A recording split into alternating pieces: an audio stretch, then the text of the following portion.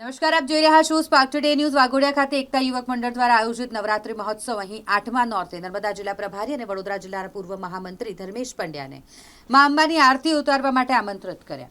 નર્મદા જિલ્લા પ્રભારી ધર્મેશ પંડ્યા તેઓના પરિવાર સાથે વાઘોડિયા એકતા યુવક મિત્ર મંડળ ખાતે અહીં આયોજકો સાથે મા અંબાની આરતી ઉતારી ધન્યતા અનુભવી અને આશીર્વાદ મેળવ્યા હતા। નર્મદા જિલ્લાનું નામચીન નસીબ સ્ટાર બેન્ડના ગાયક કલાકારો વાજિંત્રની ટીમ સાથે છેલ્લા 2 વર્ષથી એકતા યુવક મંડળ ગરબા ગ્રાઉન્ડ ખાતે પોતાના કંઠે સૂર રેલાવી ગરબા ખેલૈયાઓને મંત્રમુગ્ધ કરી રહ્યા છે।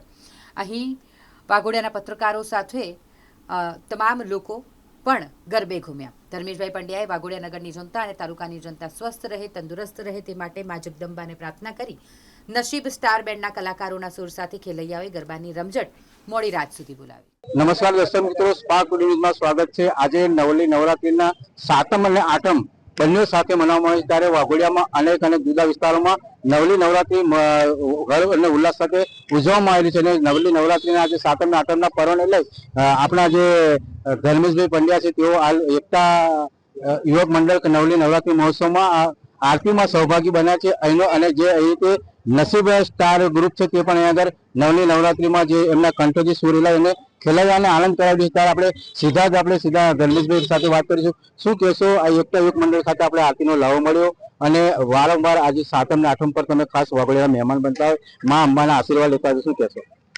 આમ તો 8મ જે છે, નવરાત્રીની 8મ છે, એ મારી તિથિ પ્રમાણેની મારી જન્મ તારીખ છે અને મારા વાઘોડિયાના સૌ મિત્રો જે છે, મારા અંગત મિત્રો છે, 3 જે યુવક મંડળો દ્વારા ગરબા થતા હોય છે, નાની ભાગોળના ગરબા થતા હોય કે અહીંયા એકતા યુવક મંડળ દ્વારા થતા હોય, એ બધા મિત્રો મને 7મ 8મ એક વિશેષ લાભ મને મારા જન્મદિન માટે આપતા હોય છે। એ બદલ હું પહેલા તો એ બધાનો સૌનો આભાર માનું છું।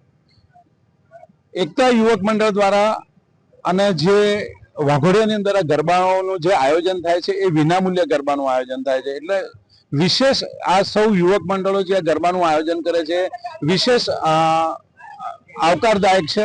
કારણ કે જે અત્યારે પ્રોફેશનલ ગરબાઓમાં મોટી ફી લેવાતી હોય છે અને ત્યાં જે અત્યારે બનાવો બને છે આપણે સૌ મીડિયાના માધ્યમથી પરિચિત છે, ત્યારે અહીંયા સમાજને ઉપયોગી થવાનું એક સુંદર કાર્ય થઈ રહ્યું છે। અહીંયા કોઈ પણ પ્રકારનો ક્યાંય કોઈ ચાર્જ લેવામાં નથી આવતો અને કોમી એકતાના ભાવથી હિન્દુ મુસલમાન તમામ લોકો ભેગા થઈને આ ગરબાનું આયોજન કરે છે અને ગરબા ઘણા સારી રીતે મોડી રાત સુધી ગરબા ચાલે છે, કોઈ પણ પ્રકારની તકલીફ વગર અહીંયા ગરબા સારી રીતે ચાલે છે।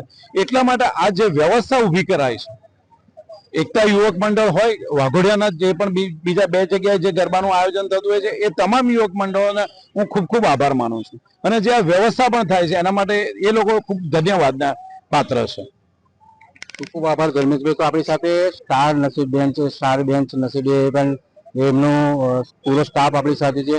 અને શું કહેશો કે જે રીતે આપણને વાઘોડિયાની ધરતી પર અને ખાસ કરીને એકતા યુવક મંડળ તમને આમંત્રિત કરે છે, છેલ્લા 2 વર્ષથી આગળ સતત લોકોને ખેલાવીને ગરબે ખેલાવો છો, શું કહેશો ને કઈ રીતે તમારું આયોજન છે, કેવું મંડળ છે અને કેવી મજા તમને મળી રહી છે?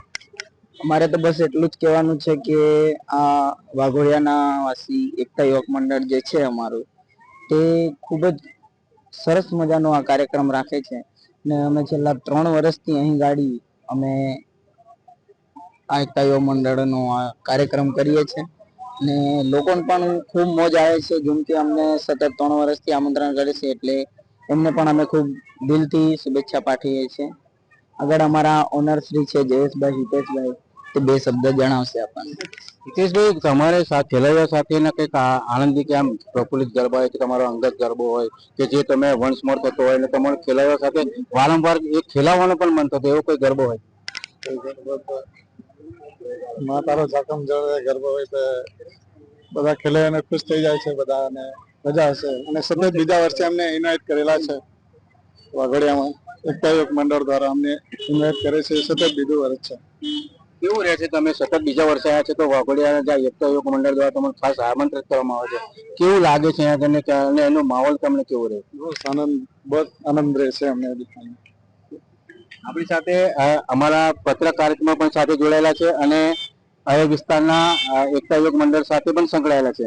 તો તો એમની પાસે પણ આપણે એમની સાથે વાત કરીશું, કારણ કે અમારા પણ ગ્રુપના છે ને એકતા યુવક મંડળના પણ ગ્રુપના છે.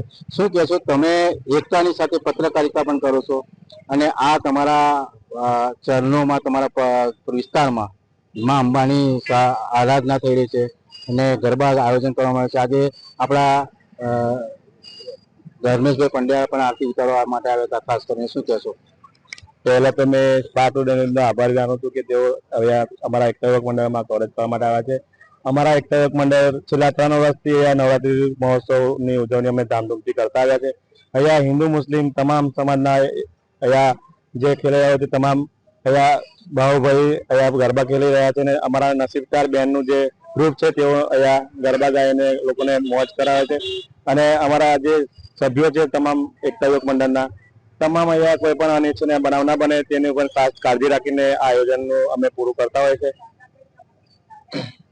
આ વખતે નવલી નવરાત્રીમાં ક્યાંક વરસાદ પણ વિઘ્ન બને, છતાં પણ ખેલાવામાં ખાસ ઉમંગ જોવા મળે છે અને આ વિસ્તારમાં મોટી સંખ્યામાં ખેલાવા આવતા હોય તેવું પણ નજરે પડે છે.